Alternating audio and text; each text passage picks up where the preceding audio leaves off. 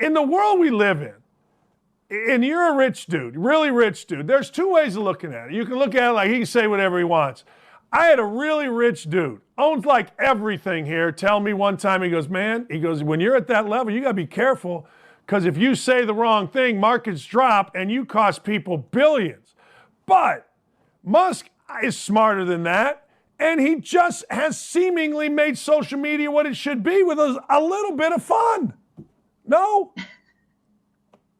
No, it's supposed to be this safe, pillow-lined room where nobody gets hurt and everything is politically correct. Yes, no, it should absolutely be fun. It should be a little bit offensive. There should be things that you don't like. You're not going to agree with everybody. You're not going to like everybody.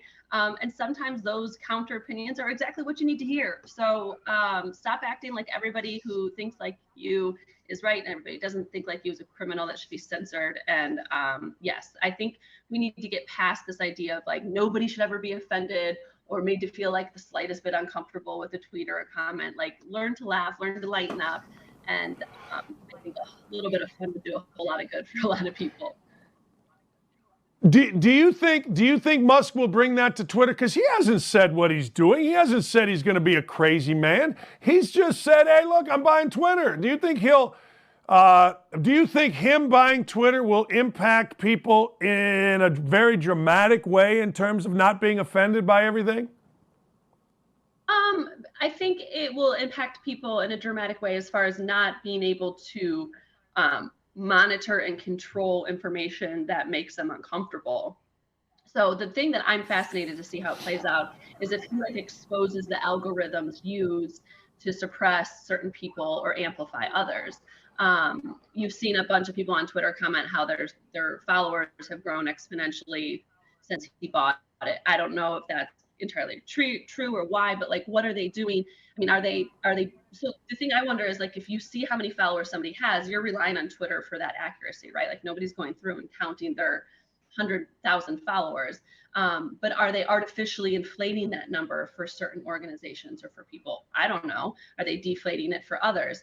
Are they boosting stuff up to the top of people's timelines intentionally to disseminate a certain type of information? So I think that's what's going to be fascinating is not only the accounts that you can bring back and undoing some of the censorship we've seen, but exposing how these algorithms are working to promote different ideals and the support that they seem to have, which then creates a certain narrative around certain agendas. So if he could pull back the veil, like pull back the curtain a little bit to how those things work, I think that could dramatically impact things for people, especially when they realize like, hey, this isn't as popular as an opinion as people on Twitter want you to think. I mean, it's become the public town square. That's the whole thing. So if you're able to provide a microphone for certain people in that square and not others, that definitely controls how that information is received and disseminated.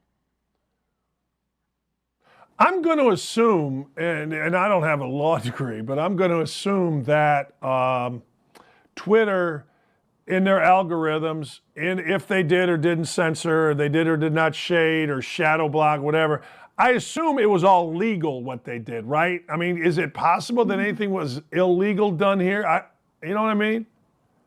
Yeah, again, I think that's for somebody way smarter than the two of us, but I would imagine it's legal because it's a private company. And that was what some of the employees were saying, like, yes, we provided or we instituted these policies, but they were done legally and ethically and yada, yada.